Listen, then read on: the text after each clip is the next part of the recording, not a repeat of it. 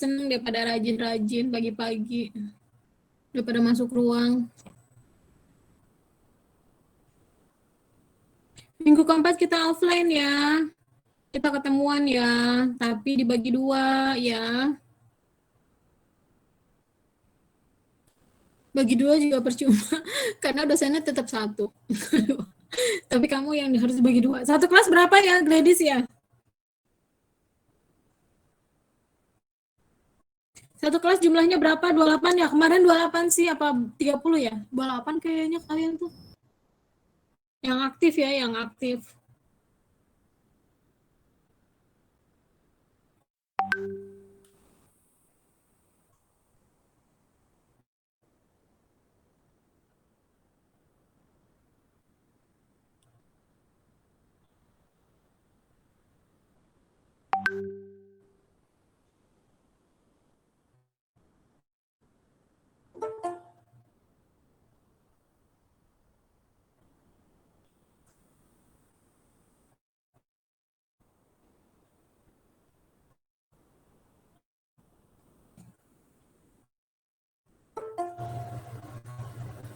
Ya, bentar ya, saya buka ininya dulu. Duh. Kita jumlah mahasiswa berapa? Ladies, berapa? 26. 26. Iya. Berarti nanti kalau ketemu saya per minggunya 13. Kita masuk mulai tanggal 20 ya? 20 Maret ya? Oh, bukan hari Senin besok, Bu? Kan baru minggu ketiga. Ini minggu berapa sih? Ini minggu keberapa? Minggu kedua kan ini? Ini kan minggu kedua, kan masuknya tuh minggu keempat. Hibridnya minggu keempat. Halo? Yuh. Iya, Bu. Bener kan? Hibridnya minggu keempat kan? Coba saya cek lagi ya, Bu, di BAK-nya, Bu. Iya. Hibrid itu minggu keempat, tanggal 20-an.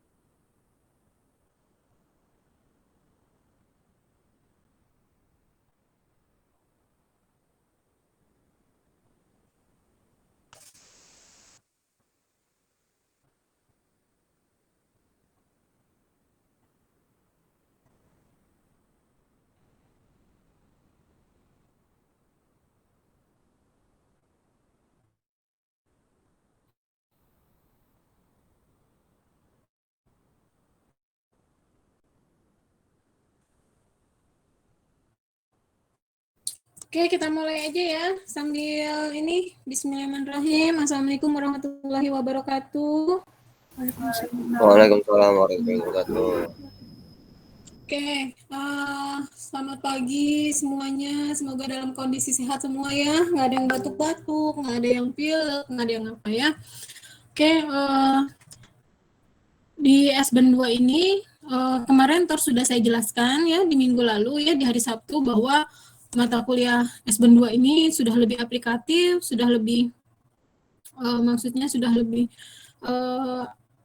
ada peningkatan ya dengan mengaplikasikan komposisi-komposisi tersebut kepada material gitu ya dan dikaitkan dengan desain-desain seperti itu.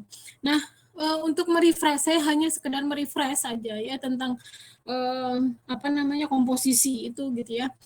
Ada yang masih ingat komposisi itu apa? Coba dijawab. Atau saya tunjuk. Yuk. Dimas Pamungkas. Apa itu yang namanya komposisi? Itu Bu, tata susun. Apa? Kok suaranya hilang?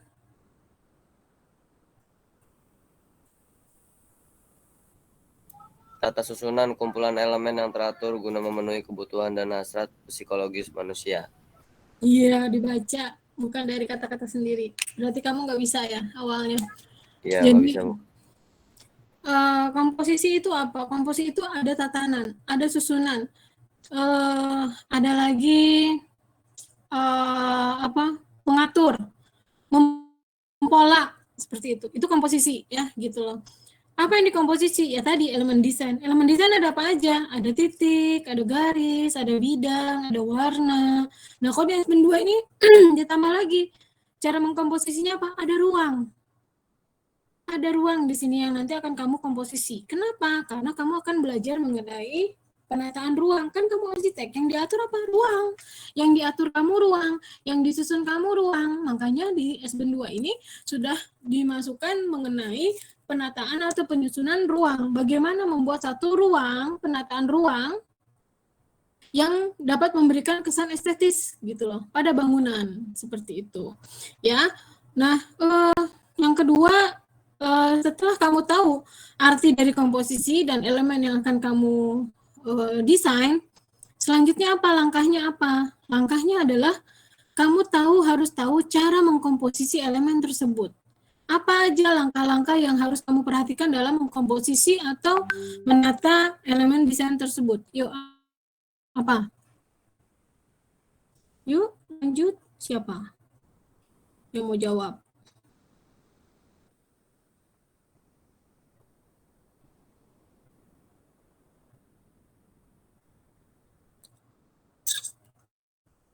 Ayo dong, gak perlu ditunjuk nih. Nih, waduh, ini saya error.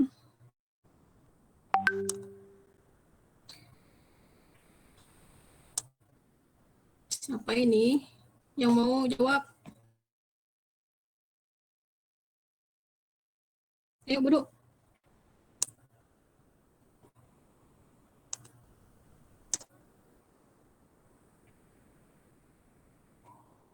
Siapa yang mau jawab?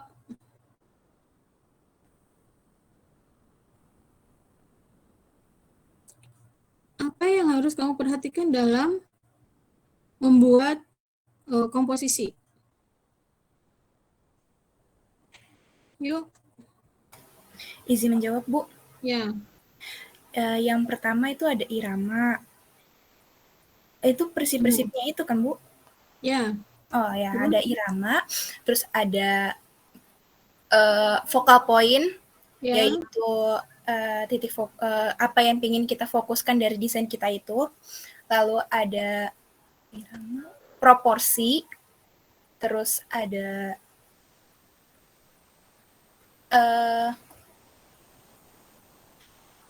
keseimbangan atau balance dari desain kita itu. Lalu ada harmoni, unit. Apa sih yang dimaksud dengan keseimbangan? Ya, yang lain jawab. Jangan lagi ini, yang lainnya, ayo. Ya, saya tahu pemahaman kalian di SBN 1 itu ternyata utuh enggak ya, gitu loh. Yuk, yang lain. Gak perlu takut. nggak perlu ini dalam mengungkapkan pendapat atau pemikirannya.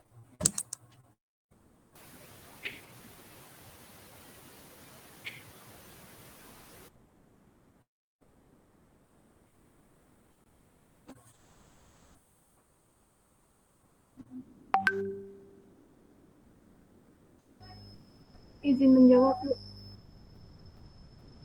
Yuk, apa? Yuk. Menurut saya keseimbangan itu di mana kemampuan kita untuk mempertahankan keseimbangan di mana tempat kita itu memposisikannya. Kenapa? Keseimbangan itu apa? Keseimbangan itu apa? Keseimbangan itu di mana kita mempertahankan keseimbangan yang kita buat di tempat yang posisi kita tempatkan. Keseimbangan itu adalah visual ya. Apa maksudnya? Nilai visual antara dua sisi. Benar nggak?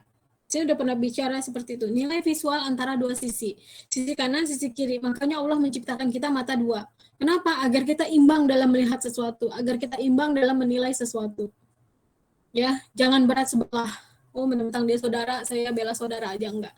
Jadi maksudnya, kita harus imbang melihat dari dua sisi. Seperti itu. Nah, yang dalam desain ini apa? Sisi kanan dan sisi kiri. Nah, berarti ada objek di kanan dan di kiri. Dan itu adalah yang dinilai oleh secara visual. Besarnya sama enggak? Bentuknya sama enggak? Beratnya sama enggak? Itu adalah nilai suatu keseimbangan. Keseimbangan dinilai secara visual. Visual itu adalah mata.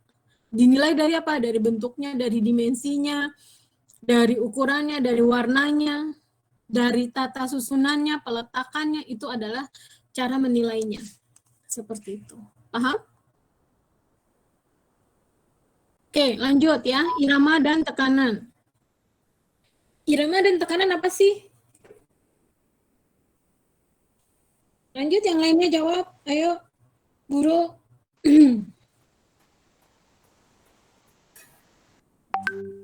Izin menjawab, Bu? Ya, silakan. Kalau irama itu bagaimana kita membuat suatu desain itu jadi lebih bervariasi dan jadi tidak monoton, Bu. Nah, terus kan di irama itu ada banyak ya, ada kesenjangan jarak, kesenjangan bentuk, kesenjangan warna. Kesenjangan warna bisa dari terang ke gelap. Terus ada kesenjangan arah itu bisa dari arahnya itu tadinya vertikal menjadi makin lama jadi ke horizontal.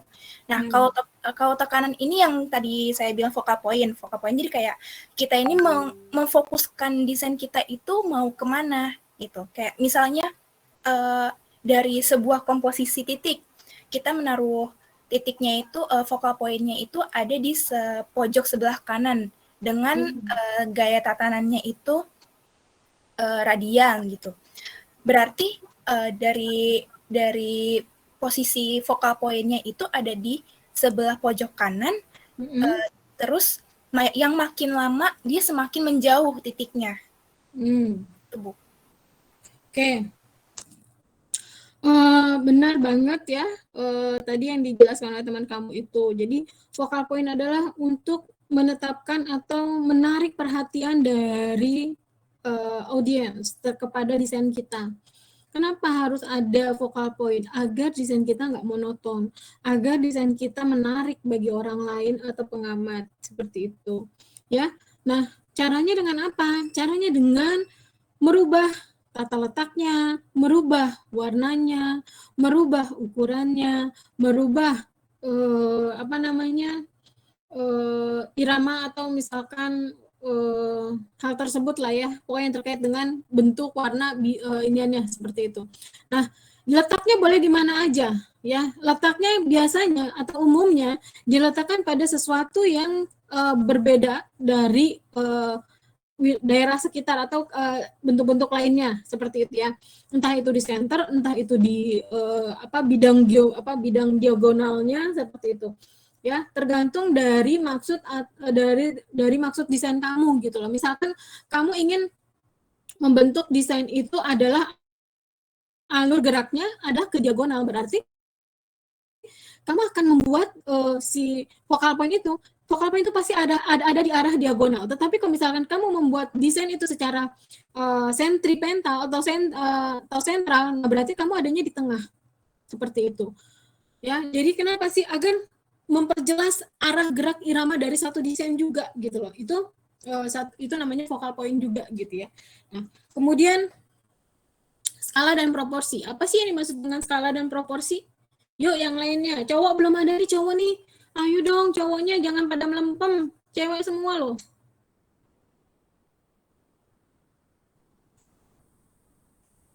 By the way, ini kita benar ya? Berarti tanggal 14 ya? Minggu depan ya? Iya, Bu. Berarti kita ketemu hari Kamis besok, Bu. Iya, hari Kamis besok. Wow. Cepet banget. Wow. Kalian udah pada vaksin kan? Tapi saya ngedengar sedap loh. Sudah kok, Bu. Saya sudah booster. Ibu Ayo. udah vaksin booster? Udah dong. Keren. Ayo, yang lainnya cowok jawab, jangan kayak cewek, diam aja. Ayo, kamu cowok harus lebih berani harusnya. Ayo. Saya Bu.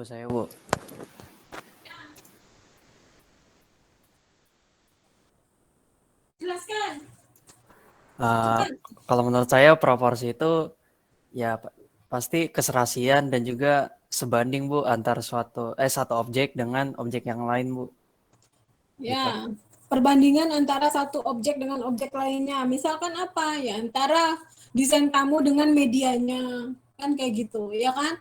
Mungkin kamu menggambar medianya di A3, tapi gambar kamu adalah A2 desainnya, kan nggak mungkin.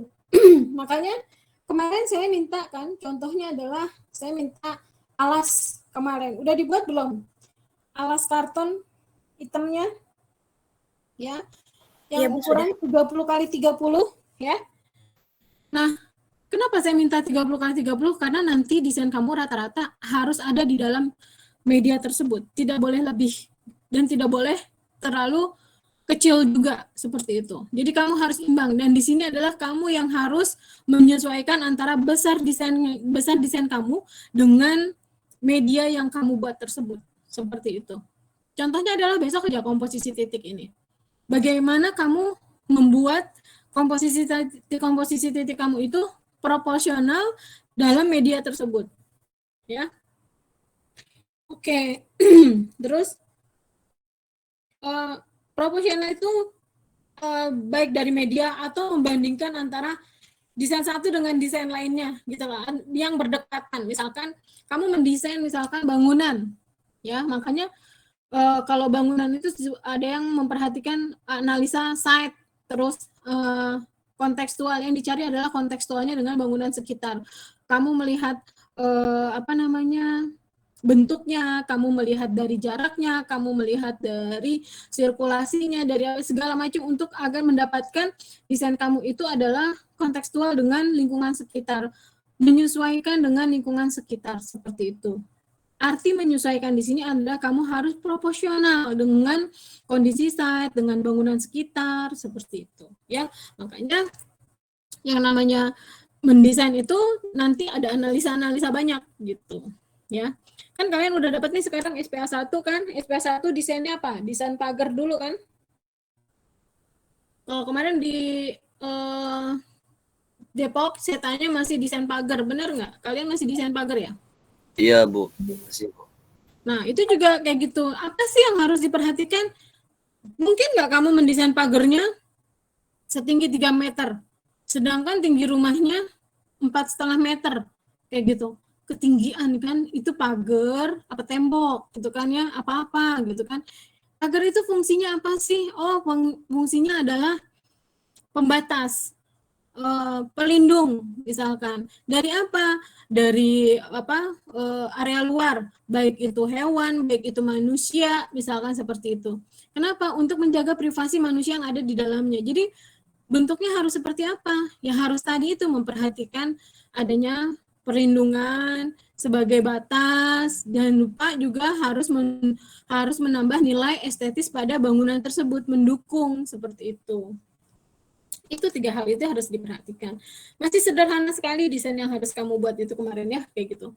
Dan ini kenapa? Makanya sekarang SBN 2 harus sudah masuk kepada ruang, penataan ruang ya. Jadi tadi kayak gitu. Oke, lanjut selanjutnya adalah kesatuan dan harmoni. Ya, kesatuan yang harmoni. Apa sih yang dimaksud dengan kesatuan yang harmoni?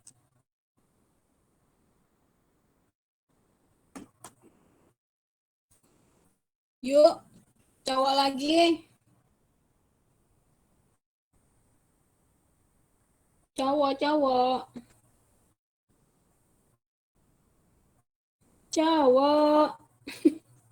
Ayo.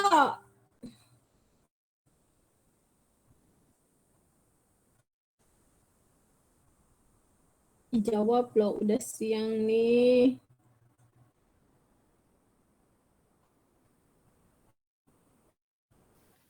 Saya Bu, Ya, silakan. kesatuan itu adanya saling hubungan dari konsep yang disusun kayak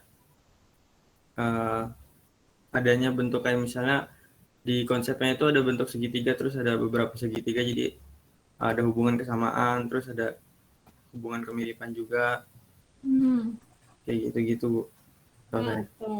Berarti temennya udah paham ya.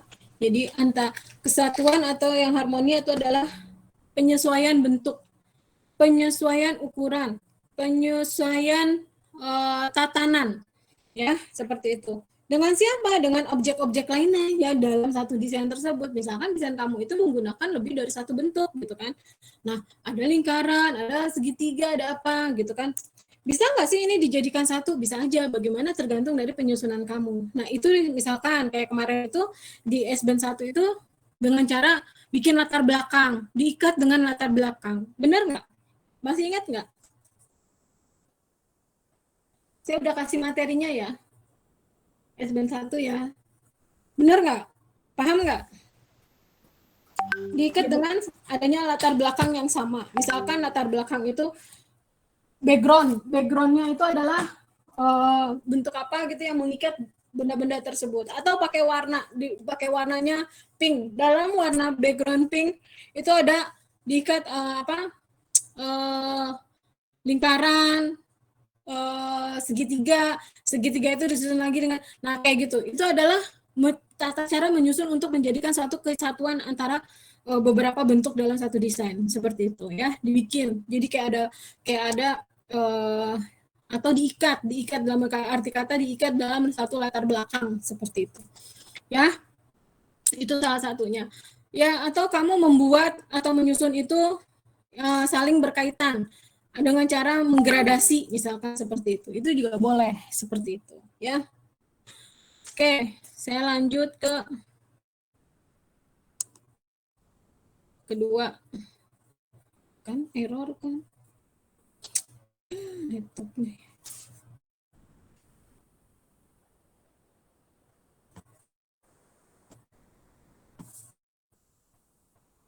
Halo, masih kedengaran nggak suara saya? Dengan Bu. Masih Bu. Masih Bu. Masalah ininya ngehing. Oke.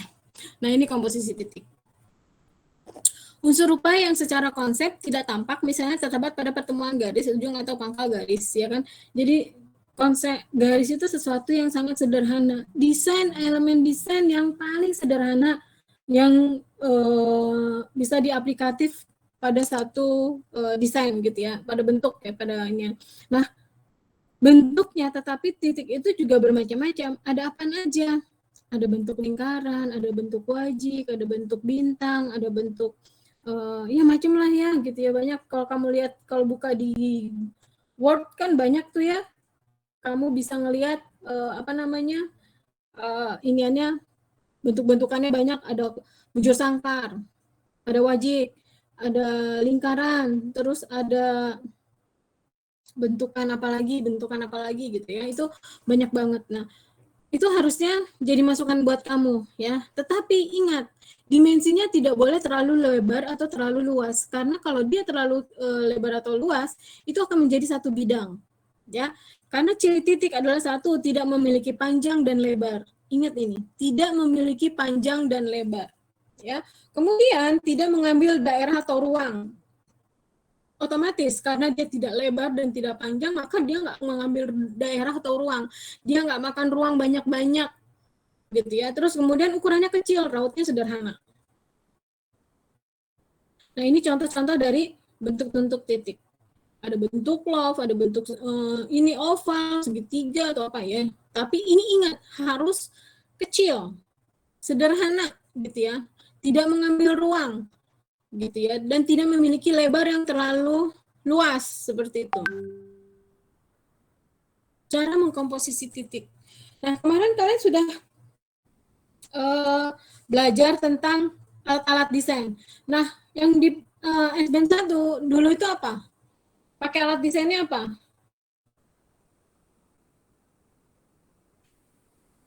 Yuk, kemarin itu pakai alat desainnya apa?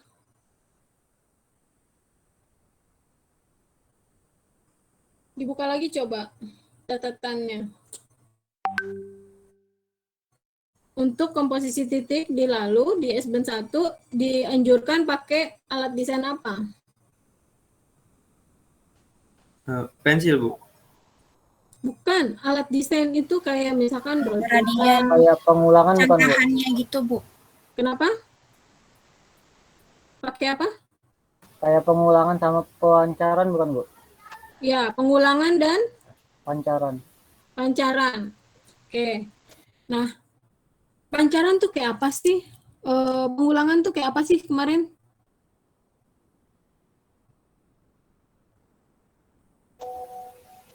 Pancaran itu kalau nggak salah menurut saya ini, Bu, kayak jenis warna yang mendominasi dalam suatu desain tersebut. Kalau pengulangan itu kayak dalam desain tersebut apa aja yang diulang gitu. Misalkan kayak raut bentuknya atau ruangnya kayak gitu, Bu. Menurut saya. Oke. Ya. Untuk di komposisi titik ini, dia itu sebetulnya kamu masih bisa menggunakan alat desain seperti itu, ya. Cuma material adalah sudah pakai biji-bijian aja gitu, ya. Itu intinya. Jadi kalian masih bisa menggunakan alat desain yang di SBN 1. Namun nanti kan kalau di SBN 1 adalah kamu hanya menggambar pakai pensil atau pakai drawing pen, tetapi di sini kamu diminta untuk mengaplikasikannya dengan menggunakan biji-bijian atau mote atau payet atau apa yang mengekspresikan titik-titik. Kancing boleh ya, tapi kancing jangan yang kancingnya gede-gede banget gitu ya, kancingnya itu yang kecil-kecil ya, seperti itu. Nah, secara simpelnya komposisi titik ini dapat dibentuk dengan membentuk satu objek dulu penyelesaian akhir menggunakan titik dan mengatur besar kecilnya titik. Mengatur besar kecilnya titik. Ini adalah pengulangan ya. Bentuknya sama tetapi kamu hanya mengatur dari besar kecilnya titik. Contoh, kamu menggunakan mote, semakin lama semakin ke tengah, dia akan semakin kecil misalkan. Atau dibalik, dari yang besar kecilnya semakin keluar seperti itu. Ya, dari mote pakein langsung yang kecil-kecilnya apa bisa pakai payet. Payet itu kan yang ini kecil-kecil banget, halus banget ya, kan kayak gitu. Kemudian menggabungkan beberapa bentuk titik dalam satu desain. Boleh nggak saya pakai, ada yang sekarang manik yang ada yang mengkilat-mengkilat kecil ya kan, bentuknya ada yang bintang, bentuknya ada yang bintangnya juga ada yang kecil, ada yang besar gitu. Terus nanti kamu pakai mote gitu kan ya. Ada yang kayak payet itu juga ada kan ya yang bulat-bulat kecil warna-warni gitu ya. Tapi itu caranya kalian kamu jadikan satu dalam satu bentuk desain, itu boleh nggak? Itu boleh, asalkan tadi ingat kata unity, harmoni di dalam satu bentuk desain harus ada unity dan harmoninya. Kemudian kamu bentuk dulu pola desain, nggak mungkin kamu ujuk-ujuk langsung menata ini loh susunannya, nggak mungkin. Nah, pola desain itu didapat dari mana? Dari yang apa? Ayo, dari apa? Pola desain ini didapat dari apa? Pola desain didapat dari mana? Cara mendapatkan pola desain dari mana?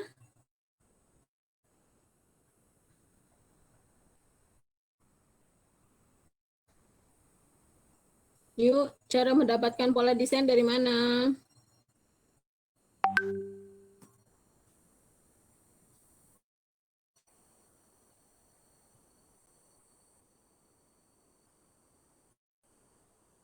Mana Yung? Mana? Dari mana Yo? Izin jawab, Bu. Ya.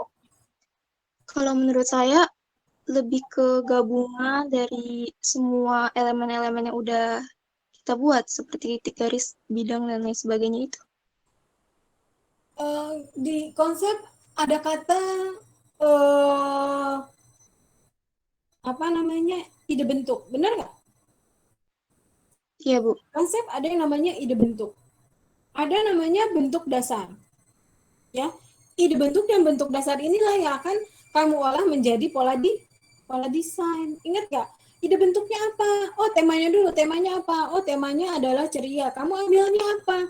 Saya ide bentuknya adalah balon. Kenapa balon? Apa kaitannya balon dengan ceria?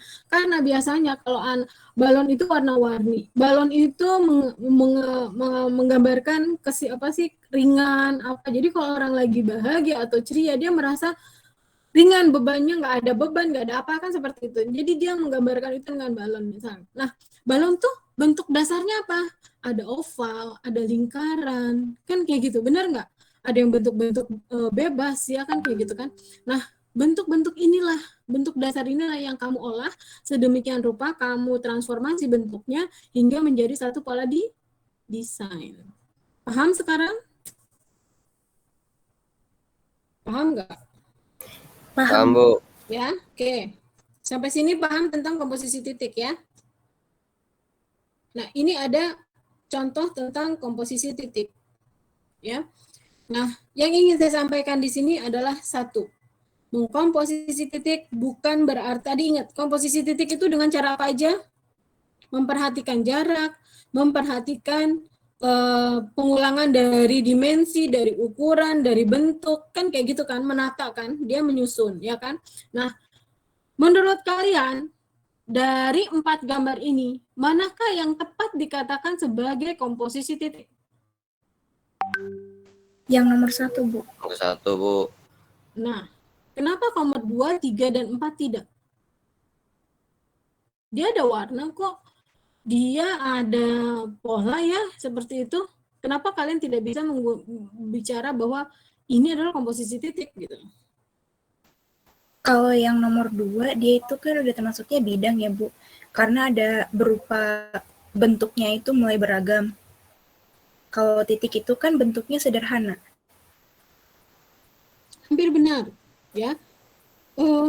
Jadi di 2 dan 3 di warna yang bentuk ini ya, yang kayak ada pedangnya ini ya, kayak ini saya masih ingat, ini kakak kelas kalian ini mengambil ide bentuk adalah dari jeruk yang dibelah.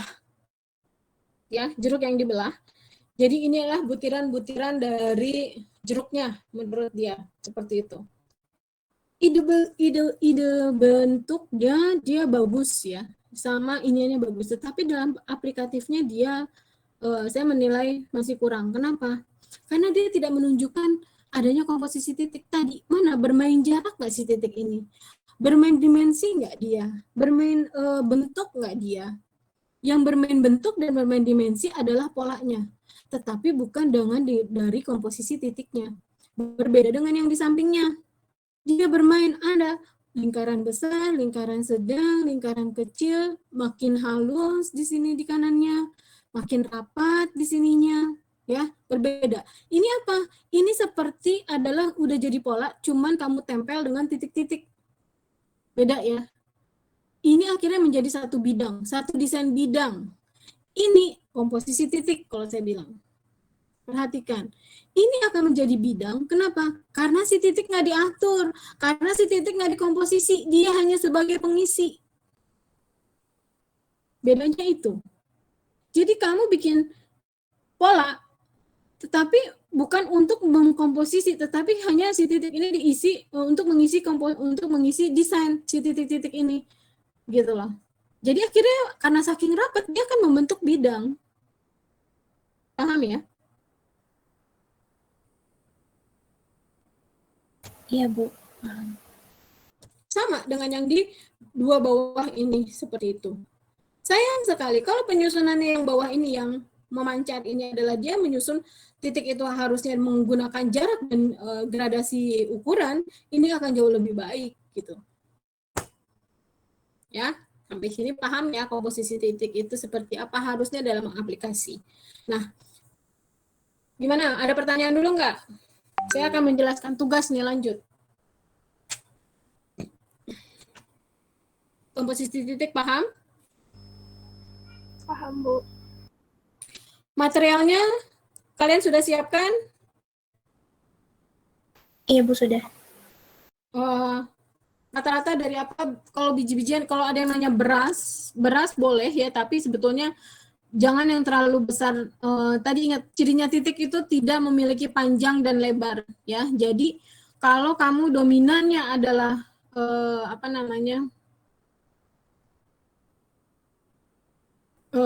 terlalu panjang ya, si berasnya itu nggak akan jadi titik gitu loh intinya.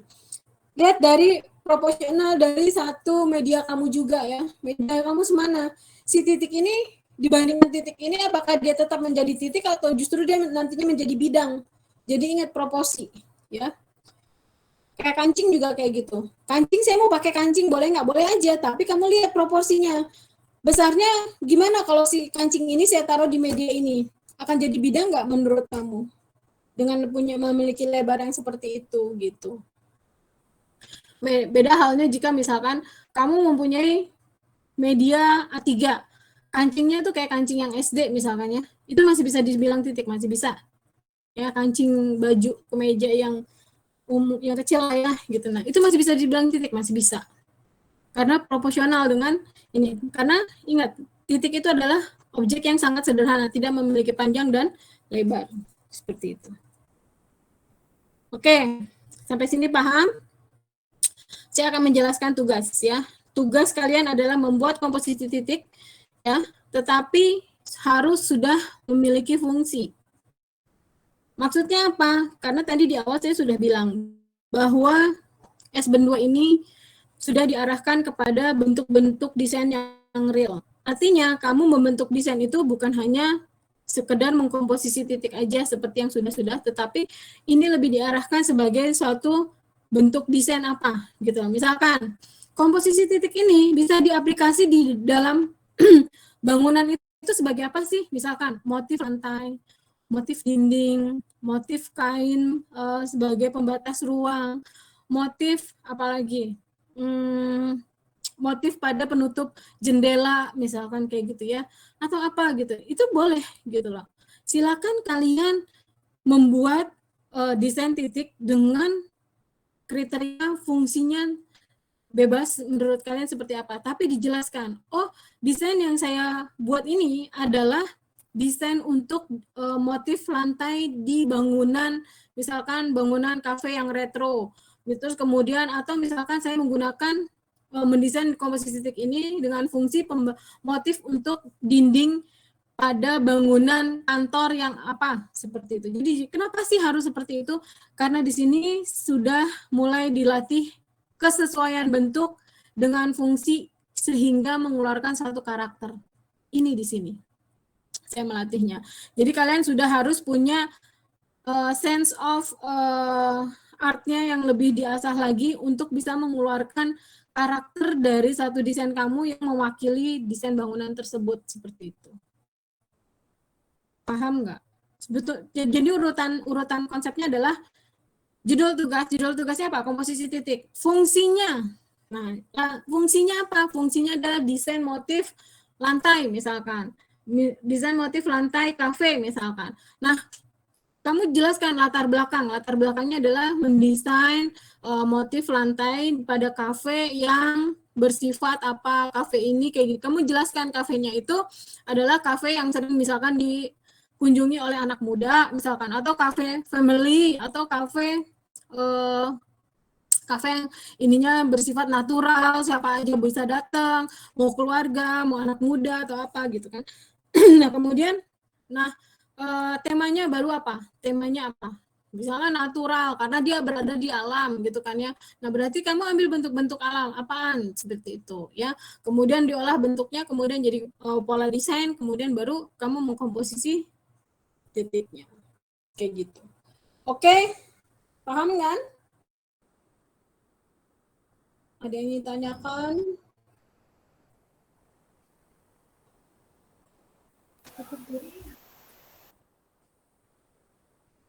Ibu izin bertanya, Bu. Ya, silakan.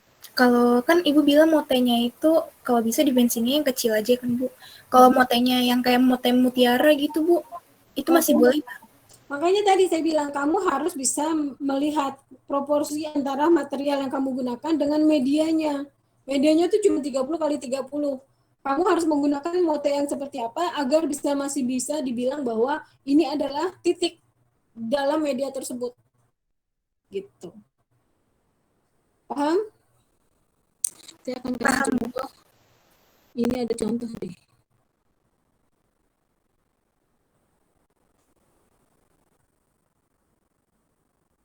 Saya kasih contoh. Ini ada salah satu desain motif titik untuk lantai. Kayak gini.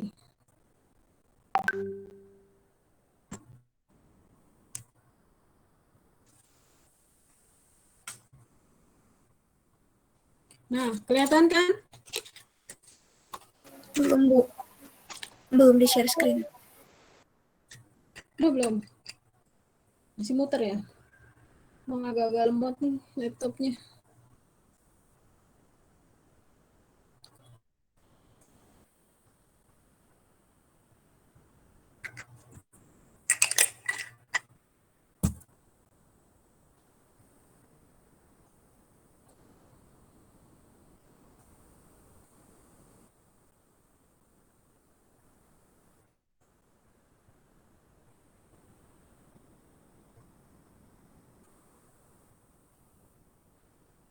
Kok susah ya? Lama banget. Udah kelihatan belum? Belum. Masih belum, Bu. Dismiss. Kenapa dismiss? Bentar.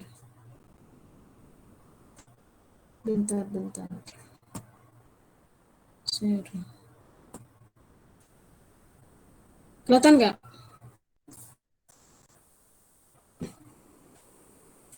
Kelihatan, Bu. Sudah, Bu.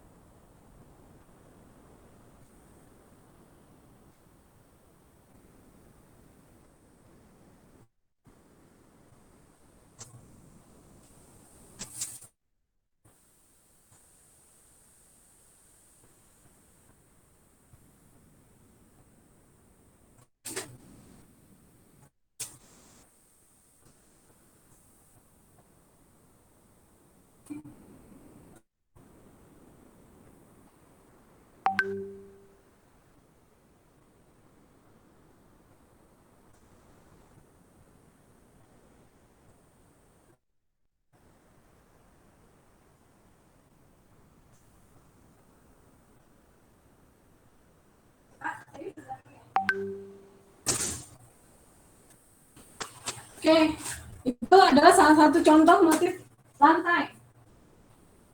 Ya, ini adalah yang bisa kamu aplikasi untuk menjadi satu komposisi titik.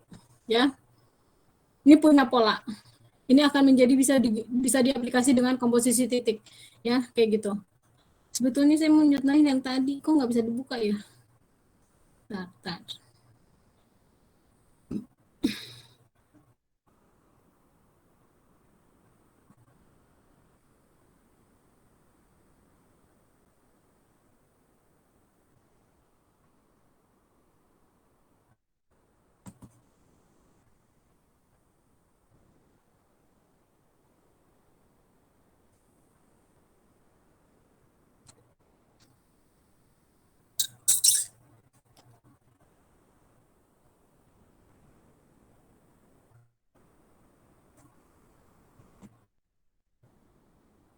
Nah, ini kelihatan kan?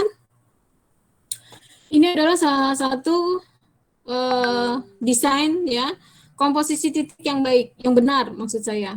Ya, kenapa? Karena dia mengatur tata letak titik-titik tersebut. Titik ini dikomposisikan bukan sebagai pengisi desain. Ya, tetapi titik inilah yang dikomposisi hingga menjadi satu bentuk desain, ya. Lihat, pengaturannya yang di sini dia rapat, semakin ini dia semakin merenggang dan ini ada arahnya. Dilihat dari mana? Dari gradasinya. Seperti ini, ya. Tuh. Kenapa ini masih bisa dibilang titik? Karena dia masih memiliki proporsi yang sesuai dengan medianya. Ya. Ini kan besar. Enggak juga. Jadi dia tetap titik karena medianya segini. Yang sekitarnya segini. Kayak gitu. Ya. Dan dia bermain sebagai focal point adalah ininya yang titik-titik hitam. Atau dimensi dari ini yang putih-putih ini. Paham ya maksud saya ya? Sampai sini paham nggak? Komposisi titik, cara membuatnya. Iya Bu, paham. Oke, ada lagi yang mau ditanyakan nggak dari kalian?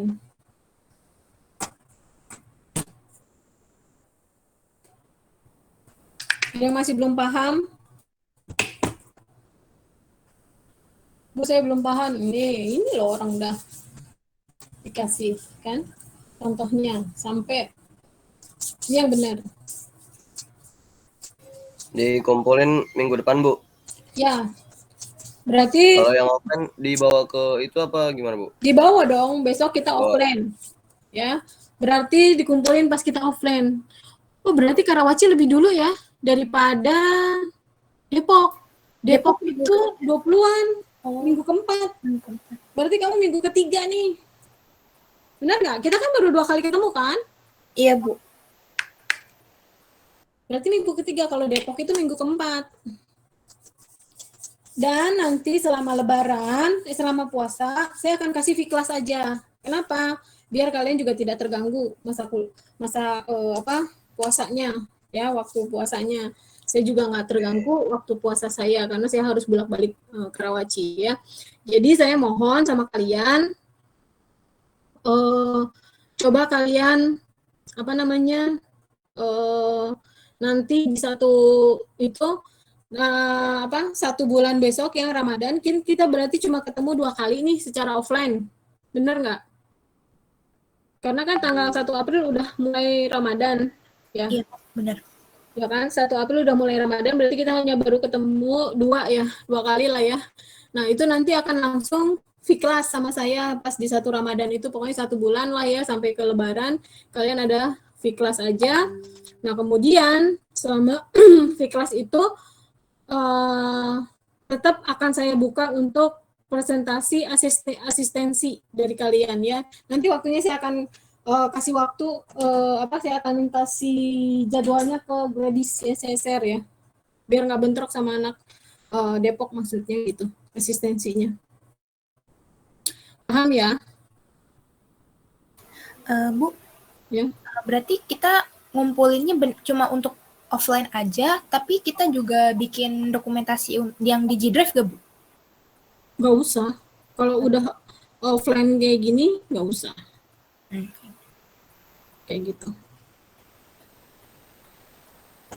Terus yang bagian online-nya gimana, Bu? Yang bagian yang online? Yang online yang mana?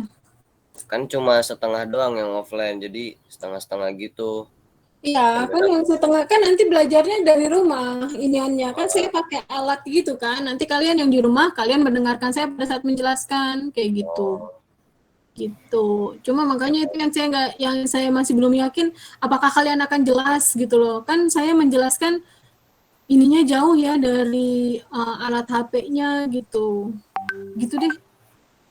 Belum lagi makanya nanti yang di kelas coba ya diem, jangan banyak bicara, jangan banyak ngobrol. Jadi kasihan kan temennya nanti yang online itu nggak kedengeran. Berarti yang misalnya yang ganjil duluan, terus yang genapnya dia Google Meet ya, Bu? Iya, gitu. Oke. Kayak gitu. Nah, nanti ganti-gantian gitu. Nanti yang minggu ini genap, minggu ini ganjil, ya minggu depannya yang genap, seperti itu. Oke, ada yang mau ditanyakan? Lagi selain itu? Mohon maaf Bu, saya mau tanya. Ya. Terus kalau yang online, pengumpulan tugasnya gimana ya Bu? Kalau yang online, berarti harus itu ya, kamu harus ngumpulin secara online juga ya? ini nih ribet ya. Yaudah nggak apa-apa, yang online harus online aja, tapi kamu kumpulkan ke koordinator. Siapa koordinatornya yang genap, atau mau kumpulkan ke Gladys juga nggak apa-apa. Gladys nanti kasih kirim ke email saya lagi yang sofas@yahoo.co.id. Baik, Bu. Nah, si konsep itu harus dipisah ya. Ini kan ada satu, ini kan contoh, ini kan dia nggak bikin kop nih di bawah nih. Nah, ya gambar ini kan dia nggak bikin kop. Kalau yang saya minta kalian kan kamu bikin kop ya. Bu, kalau dibikin kop, medianya dikecil dong, Bu. Jadi 25 kan misalnya jadi ya, kita jadi 25 karena dia udah tinggi, lebarnya udah 5 cm gitu kan. Misal kamu bikin misalkan ke bawahnya 35, ke kanannya 30. Jadi tetap aja kan 30 kali 30 clear gitu loh. Ngerti nggak? Ngerti nggak? Iya, Bu. Ya. Nah, jadi tidak mengurangi media dari si desain ini gitu loh maksud saya. Tetap jadi clear 30 kali 30 seperti itu. Ya. Atau dan konsep itu harus dikerjakan kalau yang offline ya kamu bikin di kertas A3. Ya, kertas A3 pun nggak masalah kalau kamu ingin buat dari PowerPoint terus kamu print misalkan gitu ya. Atau yang online kamu bikin di PowerPoint aja, silahkan. Seperti itu. Saya nggak membatasi ya untuk membuat mempresentasikan komposisi konsep kamu, saya bebaskan. Kalian mau pakai sketsa tangan kamu mau pakai PowerPoint atau kamu pakai SketchUp, terserah. Ya, yang jelas kamu harus bisa menjelaskan desain kamu ini seperti apa, untuk apa fungsinya, bagaimana bisa menghasilkan sampai dengan komposisi titik seperti ini. Seperti itu. Oke.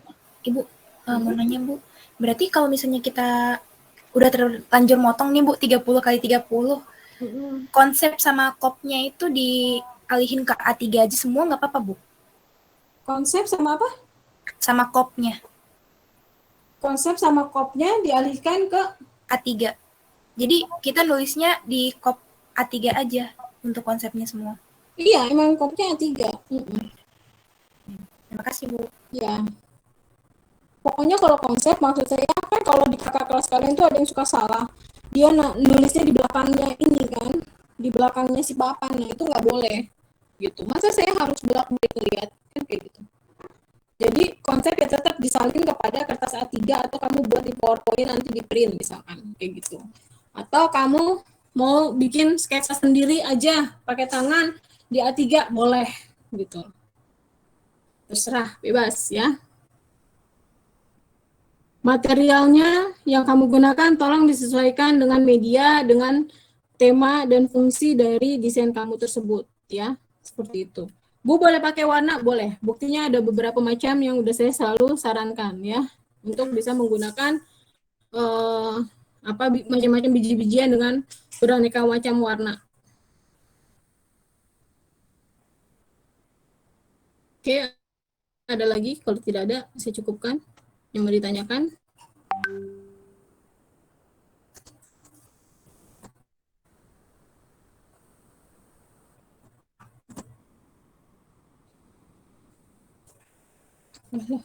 Kok mati?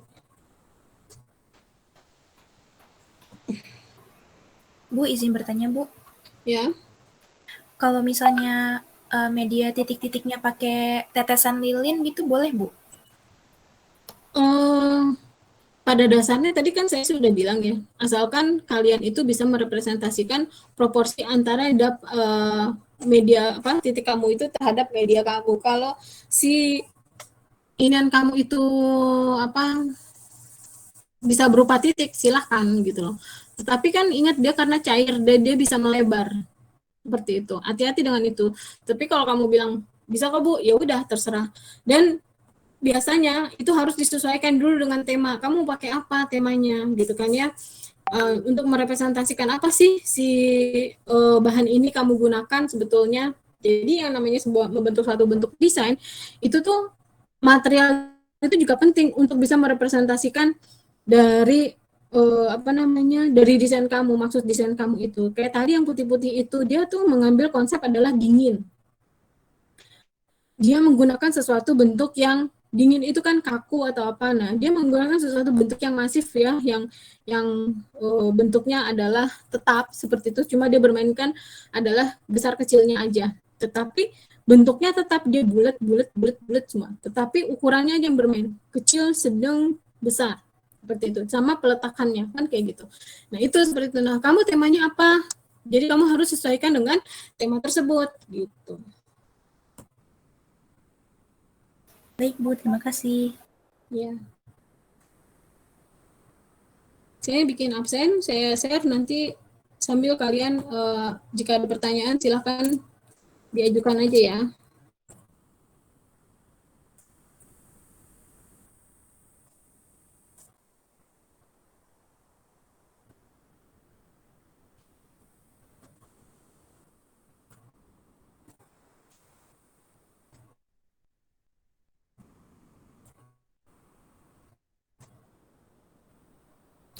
Untuk nanti hibrid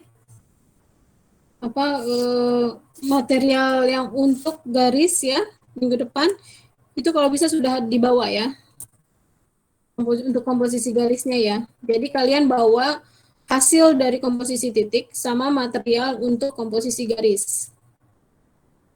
Yang kebagian pertama besok itu siapa? Ganjil apa genap? Ganjil dulu, Bu. Yang ganjil, Bu. Ganjil ya. Nah, itu kalian bawa ya materialnya itu papan hitamnya berarti sama inian garisnya. Garisnya kamu mau pakai apa? Misalkan kamu besok sudah bikin ancang-ancang pingin membuat komposisi garis untuk misalkan desain partisi ruang misalkan ya kan. Kalau sekarang kan partisi ruang ada ya dengan cara dengan membuat susunan garis-garis gitu kan ya. Nah, itu misalkan apalagi misalkan jalusi, tau nggak jalusi yang buat di lubang jendela itu kan komposisi garis tuh ya, bisa jadi satu dari komposisi garis. Nah, itu kamu udah kira-kira kan ini kalau bentuknya kayak gini harusnya pakai materialnya apa? Apakah harus dari tusuk gigi, apakah harus dari benang, apakah harus dari kawat gitu ya. Tapi sih kawat saya nggak mau ini karena biasanya anak-anak itu kalau pakai kawat nggak rapih, kurang rapih. Kemudian atau misalkan kamu dari benang wol gitu kan ya, atau dari benang sulam, boleh-boleh aja seperti itu.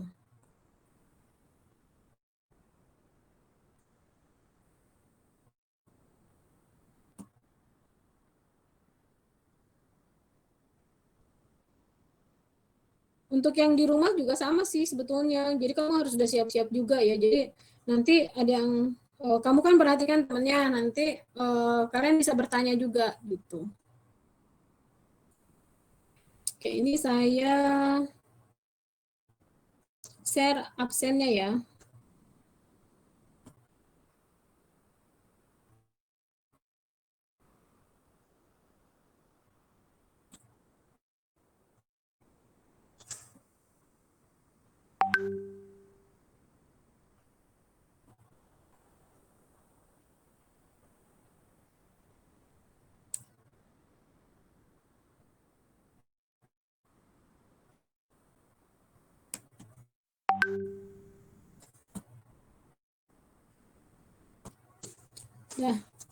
Ya absen di kolom chat.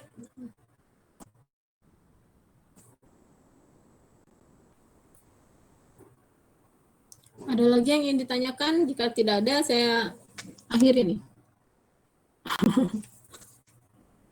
Memang cukup sederhana untuk yang namanya komposisi titik, temuan tadi penekanannya lebih kepada itu ya. Jadi kalian harus sudah memikirkan saat ini desain titik yang kalian desain nantinya adalah fungsinya untuk apa? Untuk membuat misalkan membuat satu ornamen pada apa gimana? Pada bangunan bagian depan pada dinding gitu kan ya. Nah, itu bangunan apa? Bangunan peridatan atau bangunan apa gitu ya. Jadi harus jelas. Kenapa? Karena kamu harus menyesuaikan gitu, menyesuaikan dengan fungsi bangunannya. Misalkan kamu bikin ornamen titik ini untuk musola misalkan atau untuk masjid gitu ya. Tapi kamu bikinnya tuh pakai yang melingkar-melingkar, pakai yang apa gitu. Itu sesuai enggak gitu. Biasanya kan ada kaidah-kaidahnya kalau dalam bangunan masjid itu ornamen itu diatur. nggak boleh berbentuk hewan, nggak boleh berbentuk gambar manusia atau apa-apa gitu ya. Nah, boleh adalah bentuk tumbuhan, misalnya gambar-gambar ini berbentuk dari ini, atau kamu berbentuk-bentuk geometris yang tidak berwujud makhluk hidup, kan seperti itu. Nah, ini kamu buat susunannya, misalkan biasanya tuh masjid itu identik dengan bentukan segi 8 ya, gitu ya misalkan. Nah, itu kamu olah segi 8 itu, kamu ubah menjadi satu pola dari untuk dinding-dindingnya kayak gitu ya. Oke, paham ya?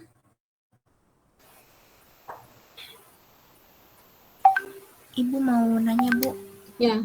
Berarti untuk komposisi titik, komposisi garis, itu kita berupa pola yang mau kita taruh ke medianya kan, Bu? Ya. Ke misalnya media, misalnya jadi pola lantai atau pola wallpaper gitu. Berupa pola kan, Bu, bukan yang kalau misalnya yang tadi garis. Saya pengen nanya untuk garis itu kita nggak yang buat 3D kayak entah itu misal miniatur apa gitu, Bu?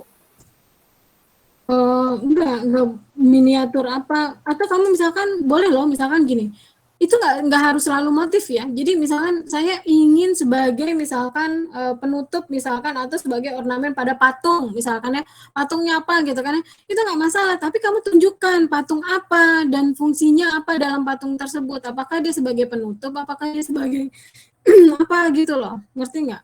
Nah itu kan kenapa sih, karena saya harus melihat, karena saya harus bisa antara patung ini dengan desain ini nyambung nggak, sejalan, seharmoni nggak sih antara bentuk desainnya sama ininya, kan kayak gitu. Paham ya? Iya, Bu, paham, Bu. Terima kasih, Bu. Ya.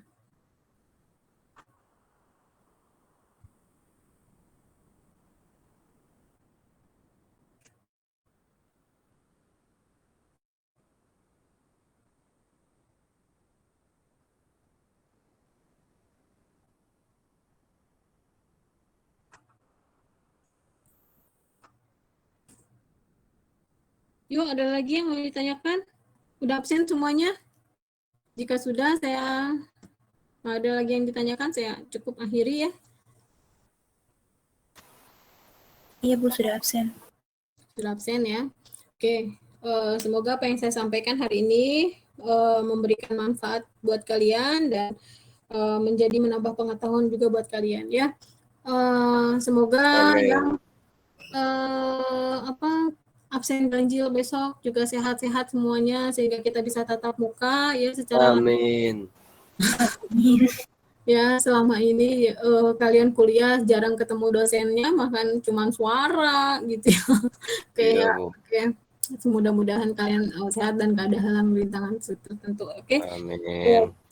Yang udah absen, dan saya juga ngucapin terima kasih kalian udah on time masuk kelas ya, tanpa harus saya mana mahasiswanya gitu kan ya. Oke, terima kasih banyak. Assalamualaikum warahmatullahi wabarakatuh. Waalaikumsalam. Terima kasih banyak, Ibu. Iya, sama-sama.